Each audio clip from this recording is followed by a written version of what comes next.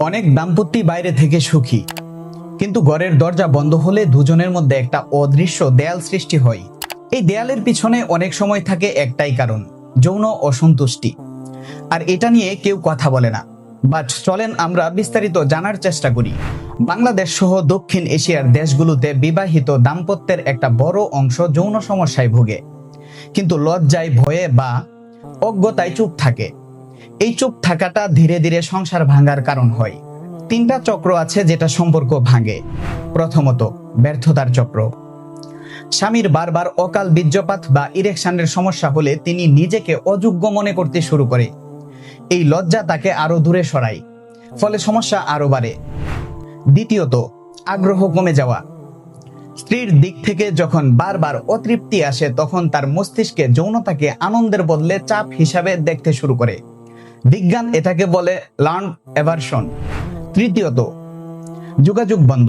সমস্যাটা নিয়ে কথা না হওয়ায় দুজনের মধ্যে অনুমান বাড়ে। ও হয়তো আমাকে ভালোবাসে না, হয়তো আমার মধ্যে কোনো সমস্যা আছে।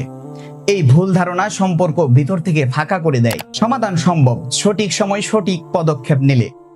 1. লজ্জা না করে চিকিৎসকের কাছে যান। অধিকাংশ সময় যৌন সমস্যার পিছনে থাকে হরমোনাল ভারসাম্যহীনতা, ডায়াবেটিস বা মানসিক চাপ, যেগুলো চিকিৎসাযোগ্য। 2. দাম্পত্য হিসাবে একসাথে কথা বলুন, সমস্যাটা একজনের না, দুজনের। 3.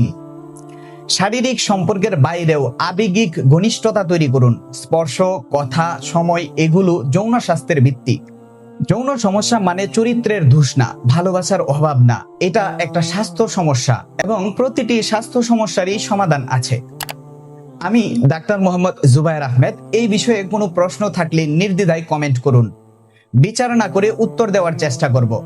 ভালো থাকুন, সুস্থ থাকুন। নতুন নতুন স্বাস্থ্য টিপস পেতে আমাদের ফেসবুক পেজটি ফলো করুন। ধন্যবাদ।